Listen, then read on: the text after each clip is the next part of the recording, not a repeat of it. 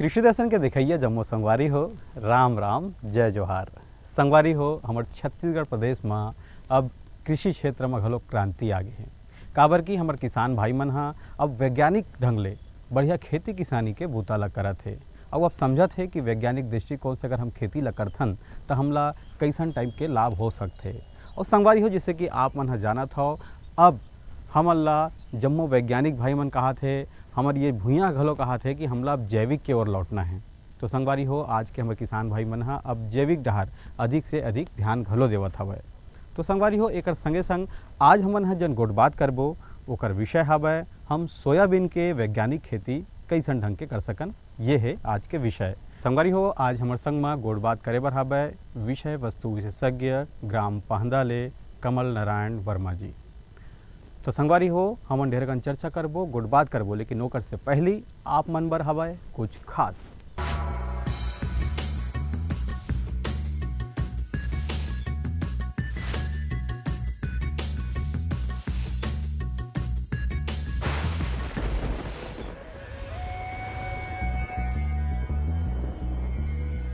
आज के समय में किसानों की आय दुगनी करने की जो हमारी योजना है, उसमें महिलाओं की बहुत महत्वपूर्ण भूमिका है। खेती बाड़ी तो वो करती ही हैं, उनकी एक निश्चित आय होती है, पर इसके अतिरिक्त छोटे छोटे अगर वो कई सारे उपाय हैं, जैसे वो अगर समूह बनाती हैं, समूह बनाकर मशरूम उत्पादन का कार्य कर सकती हैं, साथ में अपना केचुआ खाद उत्पादन का काम कर सकती हैं। हमारे छत्तीसगढ़ में जो बहुत प्रमुख हमारा छत्तीसगढ़ी व्यंजन है, उनको भी तैयार करके और बाजार में विक्रय करके अधिक आय कमा सकती हैं। पशुओं को चारा, आज हरा चारा नहीं मिलता है, उस स्थिति में घर में भी वो अजोला जैसा तैयार करके और उसको भी विक्रय करके अधिक आय कमा सकती हैं। कई इसके अलावा भी छोटे छोटे बीजोत्पादन करके सब्जियों को भी उगा के समूह के रूप में विक्रय करके पूरे गांव में अगर महिलाएं समूह बना लें और सब्जी उत्पादन करें अपनी बाड़ियों में, उनको ले जाके बाजार में बेच सकती हैं, उसका भी वो समूह बना के विक्रय कर सकती हैं।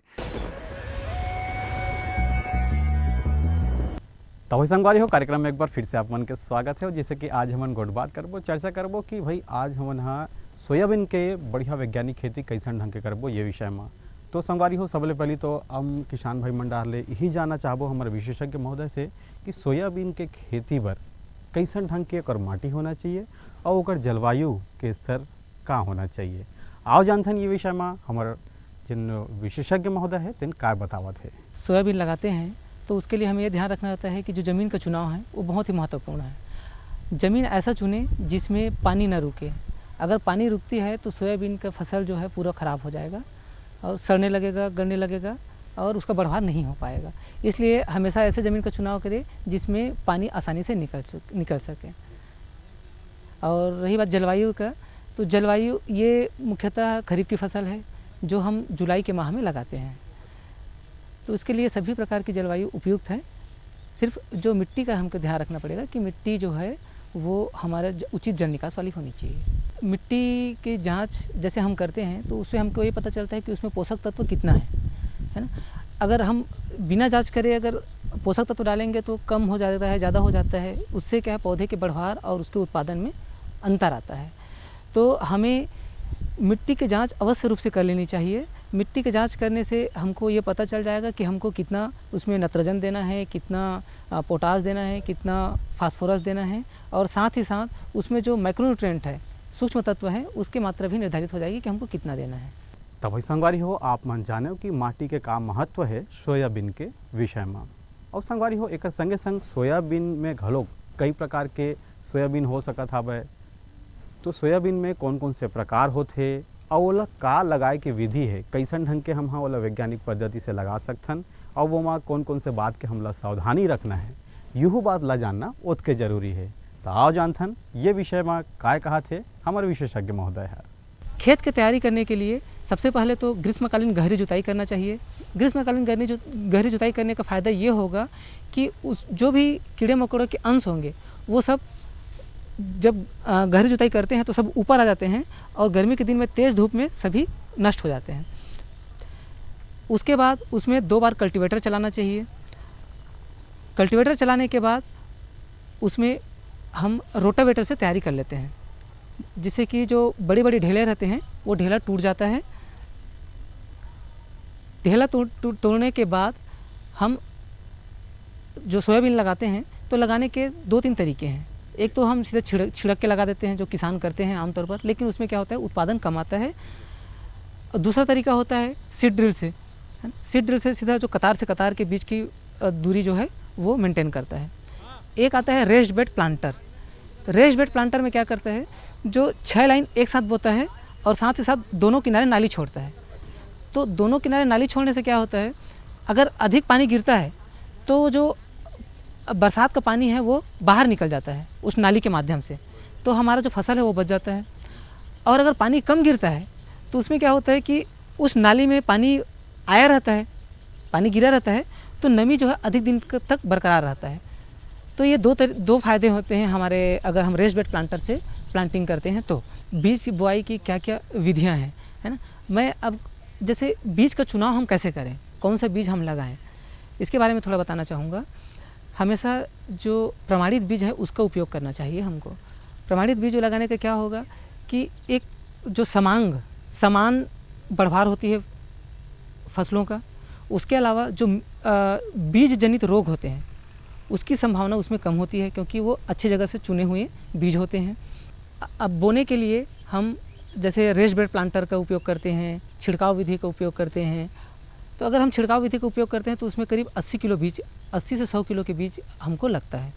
लेकिन अगर हम उसी को रेस्ड बेड प्लांटर से या सीड ड्रिल से करते हैं तो वो 40 से 50 किलो पर हेक्टेयर के दर से हमको बीज लगाना पड़ता है।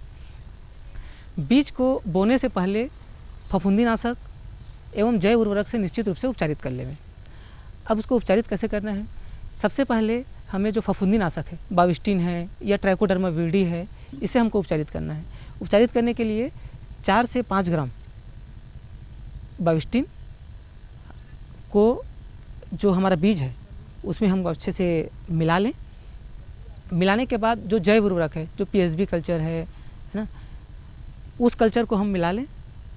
मिलाने के बाद उसको हम थोड़ी धूप में सुखा लें, धूप में नहीं, छाया में सुखा लें। तो छाया में सुखाने के बाद उसको हम जो प्लांटर है उसमें डाल दें, रेस्ड बेड प्लांटर उसमें डाल दें। डालने के बाद फिर ट्रैक्टर से हम उसको बुआई करते हैं।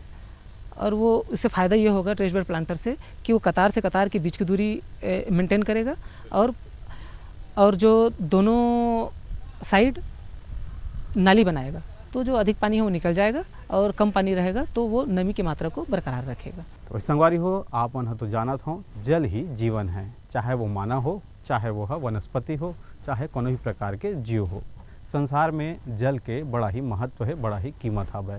तो संगवारी हो, एकरे पाके कहे गे है कि जल ला व्यर्थ मत गंवाओ। और आज तो हमार जन भारत सरकार है ओकर यही योजना है कि हम हाँ एक एक बूंद ले घलोक फसल ला लेबो। तो ये बड़ा अच्छा योजना है संगवारी हो। और इला हमला जागरूक होकर समझना है कि हमला जल के बर्बादी नहीं करना है और बढ़िया जल से ही हमला खेती किसानी के बूता ला बढ़ाना है। फिर सोयाबीन के खेती में जल के कतका महत्व है, कब कब हमला जल उमा डालना है, पानी डालना है, सिंचाई कैसे करना है, आओ जानतन ये विषय में काय कहत है। सोयाबीन एक मुख्यतः बरसात की ही फसल है और किसान भाई इसे बरसात में ही लगाते हैं और इसे रेन फेड क्रॉप मतलब वर्षा आधारित खेती में ही इसको मुख्यतः लगाते हैं। सोयाबीन को जो जल है, जो सिंचाई है, वो ज़्यादा आवश्यकता नहीं पड़ती, लेकिन ज़्यादा पानी अगर गिरता है तो उससे हमें बचाना बहुत आवश्यक है। तो उसके लिए जहाँ पानी भरता हो वहाँ पे जल निकास की उचित व्यवस्था कर लेवें। अगर रेस्ड बेड प्लांटर से हम अगर प्लांटिंग किए हैं तो फिर तो उसमें नाली दोनों किनारे बने ही रहते हैं, उसमें पानी वर्षा का जल निकल जाता है आसानी से। अगर किसान भाई के पास अगर सिंचाई की सुविधा है और लंबे समय तक अगर पानी नहीं गिर रहा है तो स्प्रिंकलर से सिंचाई दे सकते हैं। भाई वाह, ये तो सुगर ढंग ले महत्व ला बताई से कि हमला सिंचाई प्रबंधन में कैसन ढंग के पानी के उपयोग ला करना है। अब बात आते संगवारी हो कि सिंचाई के संगे संग हमला खातू ला घलोक कब कब डालना है और शुरुआत में हम कैसन ढंग के खातू के उपयोग ला करन, बीच में हम कैसन ढंग के खातू के उपयोग ला करन ताकि अच्छा से अच्छा बढ़वार हमला मिले। तो खातू और खरपतवार के विषय में घलोक हमार महोदय है कहा था वे, आओ सुनथन काय कहा थे।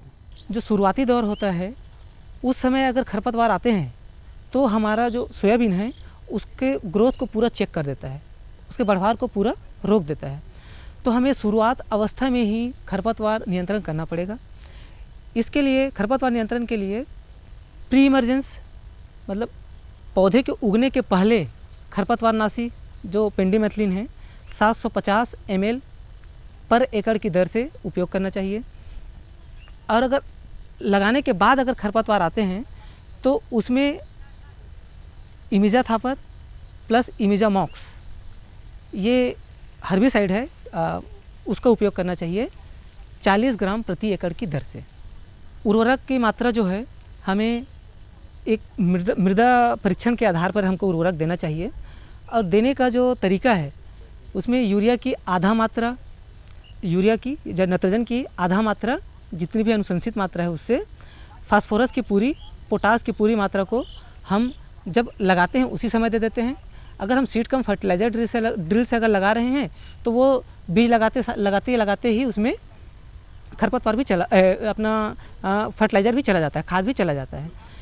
और जो बाकी नाइट्रोजन की मात्रा है, आधी जो नाइट्रोजन की मात्रा है उसको 2 भाग में देना चाहिए, बुआई के 30 दिन बाद और 45 से 60 दिन बाद। तो संगवारी हो चर्चा तो बढ़िया सुघर चलत हवे और चर्चा हा चलते रही, काबर की सोयाबीन के खेती ला हमला कैसे करना है, कैसे बढ़ावा देना है, ये जम्मो गोड़ बात है चलत हवे। लेकिन बेरा हो गए ठन संदेश के, तो आओ देखथन ये संदेश ला।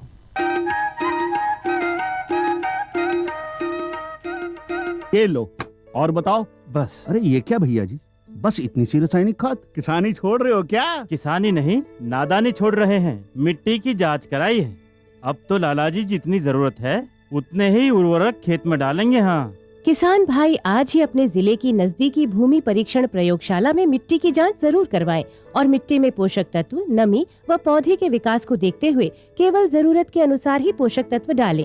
और हाँ, मिट्टी में गंधक, जस्ता, बोरोन जैसे सूक्ष्म पोषक तत्वों का पता लगाना भी न भूलें। उर्वरक और जैविक खाद के सही उपयोग से भूमि का उपजाऊपन बनाए रखें, उत्पादकता बढ़ाएं, खर्चा घटाएं और बहुमूल्य विदेशी मुद्रा बचाने में भी सहयोग दें। और हाँ, धीमी गति से नाइट्रोजन उपलब्ध कराने वाले उर्वरकों जैसे नीम लेपित यूरिया को प्राथमिकता दें और यूरिया का पत्तों पर छिड़काव करें। अरे वाह, तू तो सचमुच समझदार हो गया रे। अधिक जानकारी के लिए संपर्क करें जिला कृषि अधिकारी या किसान कॉल सेंटर। मेरे साथ बोलो ए बी। अरे नादान, बच्चे को एबीसी सिखा रहा है। अरे काम धंधे की एबीसी तू कब सीखेगा? ये देख विज्ञापन, तेरे जैसे कृषि विज्ञान सीखे हुए युवाओं के लिए भारत सरकार के कृषि मंत्रालय ने एक योजना बनाई है, ACABC। ACABC? जी हाँ, ACABC यानी एग्री क्लिनिक्स और एग्री बिजनेस सेंटर। इसके तहत कृषि विज्ञान पढ़े युवाओं का चयन होने पर उन्हें मुफ्त ट्रेनिंग दी जाती है और हाँ, अपना कारोबार चलाने के लिए बैंक से लोन भी मिलता है। इसके साथ ही अगर युवा अपने इलाके के किसानों की खुशहाली के लिए उन्हें खेती बाड़ी व अपने कारोबार से जुड़ी लाभदायक जानकारी देते रहेंगे तो उन्हें लोन पर 36 से 44% तक की सब्सिडी भी मिलेगी। तब तो मैं जरूर सीखूंगा काम धंधे की ABC। शाबाश, चलो अपनाएं स्वरोजगार, खेती में हो विकास अपार।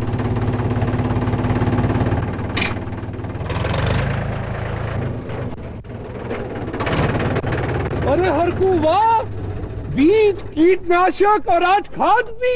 अरे इतना खर्चा कहाँ से? अरे खर्च की चिंता किसे है, मेरे पास है ये किसान क्रेडिट कार्ड। कार्ड? अरे बैंकों द्वारा जारी इस कार्ड से किसान उसकी सीमा तक की रकम कभी भी बैंक से निकलवा सकता है और खेती बाड़ी की सामग्री कभी भी खरीद सकता है। तो हरकू भैया एक कार्ड मेरे लिए भी। किसान क्रेडिट कार्ड के लिए नजदीकी बैंक से संपर्क करें और पाएं ढेर सारे लाभ। संगवारी हो, कोनो भी प्रकार के फसल में जैसे हमारे जीवन के चक्र चलते जिमा उतार चढ़ाव आवत रही थे, वैसने ही फसल में घलोक जिन 4 महीना के 6 महीना के जिन फसल होते संगवारी हो, ओमा पूरा जीवन के स्वरूप अधिक थे। काबर की शुरुआत से लेकर के आखिरी तक बीच में घलोक कीट पतंगा के प्रकोप होते, जेकर से फसल हा नुकसान घलोक होते। मौसम के ही परिवर्तन से ही फसल में नुकसान घलोक होते और कीट पतंगा के अधिक से अधिक घलोक प्रकोप बढ़ जाते। कैसन ढंग के हम ओकर से निपटबो, सोयाबीन के खेती में काय कहा थे हमारे विशेषज्ञ महोदय हा, आओ देखथन और सुनथन। सोयाबीन में जो टोबैको कैटरपिलर एक कीड़ा है, उसका प्रकोप बहुत ज़्यादा आता है। और जैसी मौसम, जैसे फिर धूप फिर बदली, ऐसी स्थिति होती है तो उस समय इस कीड़े का प्रकोप होता है। ये कैटरपिलर क्या करते हैं, पत्तियों को खा जाता है, छेद छेद दिखेंगे आपको फसल में, पत्तियों में। तो टोबैको कैटरपिलर का जो प्रकोप आता है तो उसके रोकथाम के लिए हमें प्रोफेनोफास, है ना, उसके रोकथाम के लिए हमें प्रोफेनोफास 30 से 40 ml प्रति स्प्रेयर, एक स्प्रेयर में 15 लीटर में, है ना, 30 से 40 ml हमको वो प्रोफेनोफास उपयोग करना है और उस खड़ी फसल में उसको छिड़काव करना है। बीमारी मुख्यतः जो देखेंगे हम, थोड़ा पत्तियां पीली पड़ने लगती हैं या थोड़ा सिकुड़न सी, है ना, वो एक विषाणु जनित रोग है, वही बीमारी ही हमारे सोयाबीन में आता है। तो उसके रोकथाम के लिए हमें वो जो रोग फैलाने वाला कीड़ा है, ये विषाणु जनित रोग फैलता कैसे है, पहले वो रोगग्रस्त पौधे में बैठता है, फिर स्वस्थ पौधे में बैठता है, तो वैसे ही वो पूरा खेत में फैलाते जाता है। ये बीमारी पूरे खेत में एक साथ नहीं दिखेगा, पहले वो 1-2 पौधे में दिखेंगे या एक पैच में दिखेंगे, फिर वो धीरे धीरे फैलते जाता है। तो इसके रोकथाम के लिए हमको क्या करना है, वो जो फैलाने वाला कीड़ा है उसको हमको मारना है। इसके लिए इमिडाक्लोरप्रिड 0.03 ml प्रति लीटर पानी में घोल के हमको स्प्रे करना होगा। तो ये मुख्यतः दो ही, एक कीड़ा और एक बीमारी आता है। अब बात आती है कि हम सोयाबीन के फसल जब हमारे तैयार हो जाते, तो जब फसल तैयार होते उस समय हम लोग कौन कौन से बात के सावधानी ला रखना है, ओकर कटाई के समय हम लोग कैसन ढंग के ध्यान रखना है, कैसन ढंग के कटाई ला करना है, ओकर भंडारण कैसे करना है, ओकर बाजार हम लोग कैसे निश्चित करना है। संगवारी हो, ये जम्मो गोट बात ला हमार विशेषज्ञ महोदय है बखूबी बतावत हवे। आओ सुनथन देखथन वो काय कहा थे। सोयाबीन को एक जो परिपक्वता होती है उस अवस्था में हमको हार्वेस्ट कर लेना चाहिए, है ना। अगर हम देरी करते हैं तो क्या होता, वो जो उसका फली होता है वो वहीं पे ही सेटरिंग जिसको हम कहते हैं, वो बीज निकलने लगते हैं और वो पूरा जब खेत में ही गिर जाते हैं, तो उससे हमें बहुत ज़्यादा नुकसान होता है। तो इसलिए किसान भाई ध्यान रखें कि निश्चित अवस्था में ही हमारे सोयाबीन की हार्वेस्टिंग कर लें, और हार्वेस्टिंग करने के बाद उसको एक जो साफ़ सुथरा जगह है जिसमें दूसरे फसल के बीज ना हो, है ना, कूड़ा करकट ना हो, वैसे जगह में उसको रखें, वहाँ पे उसका थ्रेसिंग करें। थ्रेसिंग करने के बाद उसके बीज को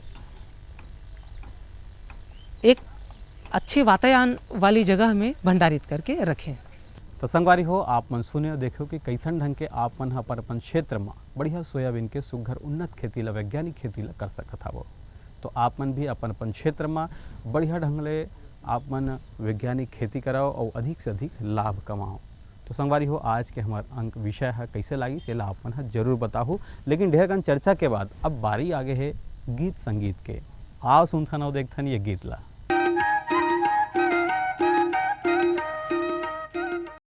ये घटौंदा ला छोड़ बाई, घटौंदा ला छोड़ वो घटौंदा ला छोड़, घटौंदा ला छोड़ बाई, घटौंदा ला छोड़ वो घटौंदा ला छोड़। ये घटौंदा ला छोड़ बाई, घटौंदा ला छोड़ वो घटौंदा ला छोड़, घटौंदा ला छोड़ बाई, घटौंदा ला छोड़ वो घटौंदा ला छोड़। ए भुजालर संदे तोर घेरी घेरी बर जेऊ घटौंदा ला छोड़,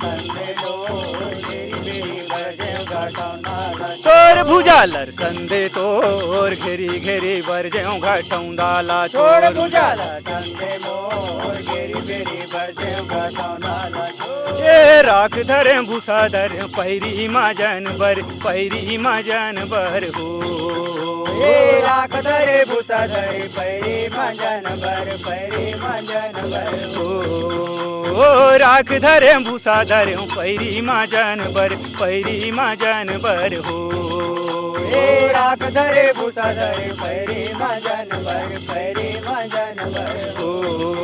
ये दे पैरी के मांजत ले होई गे अब देर, भुजाला संदे लोर घेरी घेरी बर जेऊ घटौंदा ला छोड़, पैरी के मांजत ले होई गे अब देर, भुजाला संदे लोर घेरी घेरी बर जेऊ घटौंदा ला छोड़। ये दे पैरी के मांजत ले होई गे अब देर, भुजाला संदे लोर घेरी घेरी बर जेऊ घटौंदा ला छोड़, पैरी के मांजत ले हो गे अब देर, भुजाला संदे लोर घेरी घेरी बर जेऊ घटौंदा ला छोड़, भुजाला संदे लोर घेरी घेरी बर जेऊ घटौंदा ला छोड़, भुजाला संदे लोर घेरी घेरी बर जेऊ भुजाला संदे लोर घेरी घेरी बर ज्यों घटाऊं दाला छोड़ भुजाला संदे लोर घेरी घेरी बर ज्यों घटाऊं दाला छोड़ ये राख धरे भूसा धरे कर धन मांजन बर कर धन मांजन बर हो ए राख धरे भूसा धरे कर धन मांजन बर कर धन मांजन बर ओ राख धरे भूसा धरे कर धन मांजन बर कर धन मांजन बर हो ए राख धरे भूसा धरे कर धन मांजन बर कर धन मांजन बर ये दे कर धन के मांजत ले होई गे अब देर भुजाला संदे लोर घेरी घेरी बर ज्यों घटाऊं दाला छोड़ कर धन के मांजत ले हो गे देर भुजाला संदे लोर घेरी घेरी बर ज्यों घटाऊं दाला छोड़ ये कर धन के मांजत ले होई गे अब देर भुजालर संदे लोर घेरी घेरी बर ज्यों घटाऊं दाला छोड़ के मांजत ले हो गे देर भुजाला संदे लोर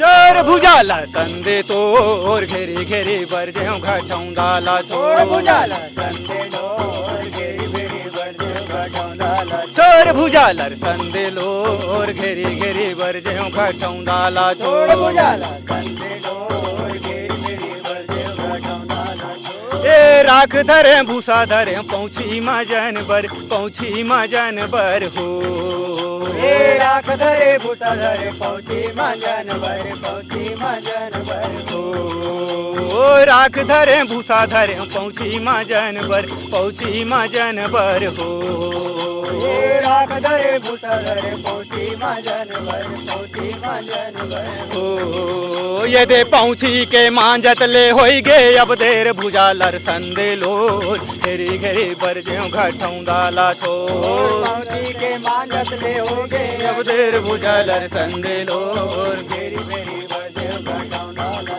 ये भूसी के मांजत ले होई गे अब देर भुजालर संदे लोर घेरी घेरी बर ज्यों घटाऊं दाला छोड़ पहुंची के मांजत ले हो गे देर भुजाला संदे लोर घेरी घेरी बर ज्यों घटाऊं दाला छोड़ संदे लोर घेरी घेरी बर ज्यों घटाऊं दाला छोड़ भुजाला संदे लोर घेरी घेरी बर ज्यों घटाऊं दाला छोड़ भुजालर संदे लोर घेरी घेरी बर ज्यों घटाऊं दाला छोड़ भुजाला संदे लोर घेरी घेरी बर ज्यों घटाऊं दाला ये राख धरे भूसा धरे सूता मजन बर हो ए राख धरे भूसा धरे सूता मजन बर ओ ये दे सूता के मांजत ले होई गे अब देर भुजालर संदे लोर घेरी घेरी बर ज्यों घटाऊं दाला छोड़ सूता के मांजत ले हो गे देर भुजाला संदे लोर घेरी घेरी बर ज्यों घटाऊं दाला छोड़ भुजालर संदे लोर घेरी घेरी बर ज्यों घटाऊं दाला छोड़ भुजाला संदे लोर घेरी घेरी बर ज्यों घटाऊं दाला छोड़ घटाऊं दाला छोड़ घटाऊं दाला छोड़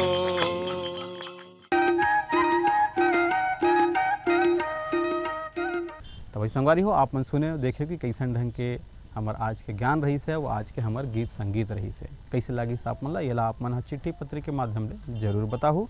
हमार पता तो आप मन ला पता है, कार्यक्रम कृषि दर्शन द्वारा निदेशक दूरदर्शन केंद्र शंकर नगर रायपुर छत्तीसगढ़ 492007। संगवारी हो हमार मन के ईमेल पता गलो है, ईमेल पता है program.ddk@yahoo.com। आप मन हमला पत्र लिखाओ, ईमेल करो। संगवारी हो आप मन के पत्र के ईमेल के दोनों के स्वागत है। अब आपके मितान अगले अंक में नवा विषय संग फेरा ही, तब तक बर जय जोहार।